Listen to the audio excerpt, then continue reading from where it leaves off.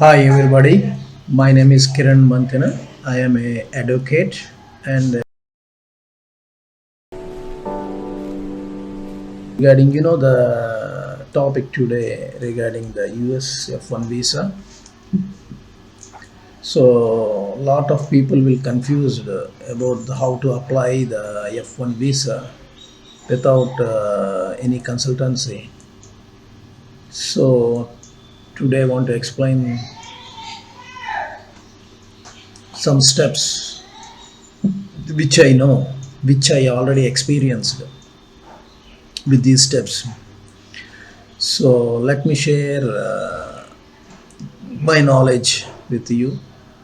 So if anybody who was interested to study overseas, firstly you have to apply to the universities regarding your transcripts, IELTS or TOEFLs, whatever the requirement. Some are GRE, some universities or some schools, some colleges have some GRE waivers regarding the COVID. So it is useful for undergrad and graduates. For undergraduates, US universities required a SAT admissions test, school admission test. So today I want to explain what is the process for F1 visa. First of all, you have to apply which program. Is it a graduate program or undergraduate program? What is your majors you have to apply? Once you apply, they will send I-20 form. This form is a certificate of eligibility for a non-immigrant visa issued by US schools, universities, for especially for international students. What is I-20? I-20 is a form which you can see the information regarding student program, duration of study, financial information like what is the tuition fees and what is the living expenses in US. So regarding that one, you need I-20. So you can see in the screen the process of the US visa process. Okay, first you need to get I-20. Then after receiving the I-20, you have to, sorry, something happened. You have to accept the offer. I-20 is given by the schools or universities. After they will send through the email. Previously they used to send physically, but it takes a lot of time. Now they are sending through the emails. So you have to download and you have to reply this, or you have to accept the offer. So you have to send your acceptance. So you have to send that. Once you receive the I-20, next step is the SEVIS fees. The SEVIS fees. What is the SEVIS fees? Student and Exchange Visitor Information System is known as SEVIS fees. SEVIS fees you have to pay to the US government. The price is 350 US dollars. 350 US dollars. And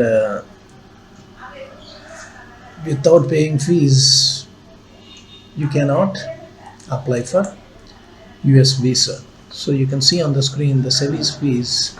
There is a website called www.fmjfeg.com.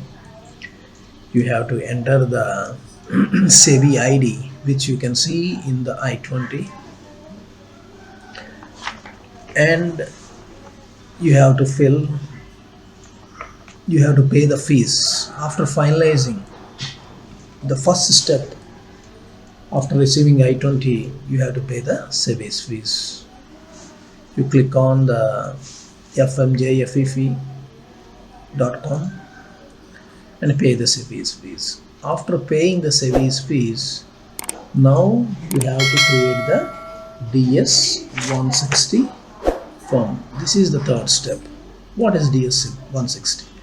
It is an application form. It is an online application form for visa. What kind of visa? Student visa, business visa, visiting visa, which is associated with non-immigrant visa.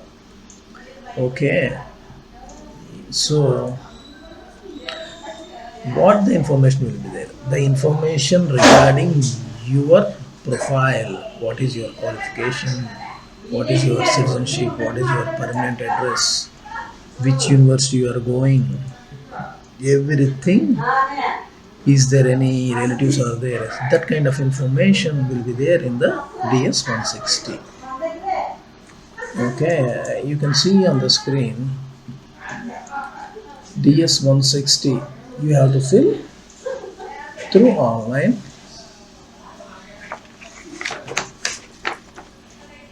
Through online. Okay. Okay, the website is ceac.state.gov, GENNIV. Okay, once you fill the DS 160, you have to pay the visa fees through online. Visa fees is $185 US dollars. This is applicable for the one-time visa. Once you pay this fees and went to the interview, visa interview, if you bad luck, your visa was rejected, then you have to pay the fees again, $185. Number of times you attend, you have to pay the visa fees, that is $185.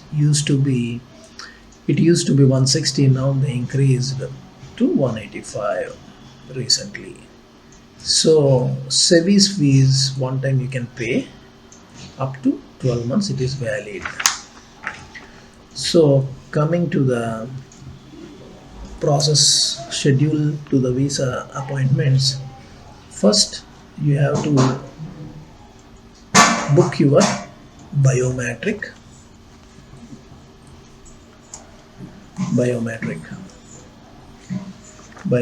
your fingerprints. Okay, your fingerprints, you have to schedule the appointment.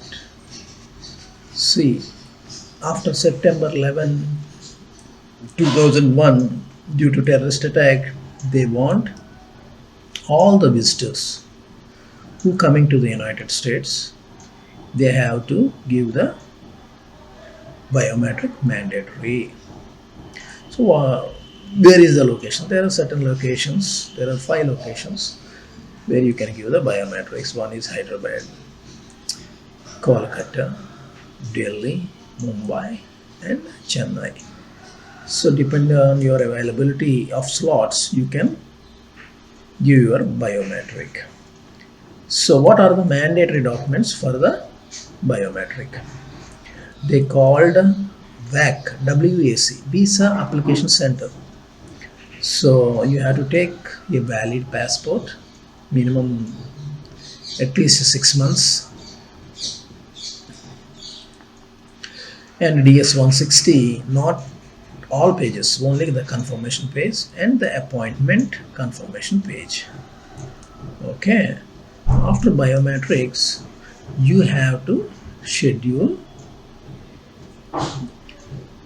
After biometrics schedule, you have to book the visa interview slots. Okay, first of all, after you book the biometric slot, they give 1 day gap, 1 day, at least 24 hours they will give the gap between 2 slots. Totally you have to book the 2 appointments. One is biometric and second one is visa appointment. See, for a visa appointment, you need to carry your passport original, the confirmation, and when you go to the biometric confirmation page, they will stamp that the biometric is done in our location. So the seal will be there in DS 160 confirmation page. Okay, and stamped by VAC, Visa Application Center. Service fee receipt, visa fees, I-20 is mandatory. Okay, so what the interviewer asks is the secondary thing. So you have to carry this minimum. He can ask anything. What is your job experience if you are an experienced candidate? Do you have any supported document? He can ask anything. Why? Because he want to test you are an immigrant or a non-immigrant. If he feels you are an immigrant, then your visa will be rejected. So whatever questions he asked, if the visa officer think that you are genuinely for studies, not for immigration, not to settle in US, he has to feel while talking to you. That's why they ask the simple questions. Which university you are going? Why is this university? How you are paying your tuition fees and living expenses? Do you have any pre-approved loan for education? Who is sponsoring along with you? All kind of why you choose this university, how many universities you applied, how many admits you got, regarding how genuinely you answer. He's waiting for your reply. So based on that, he will conclude that this guy or this person is a genuine person or is an immigrant person. So depend upon the visa officer, your visa will be approved or rejected.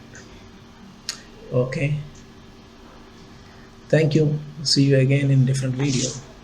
Have a nice day.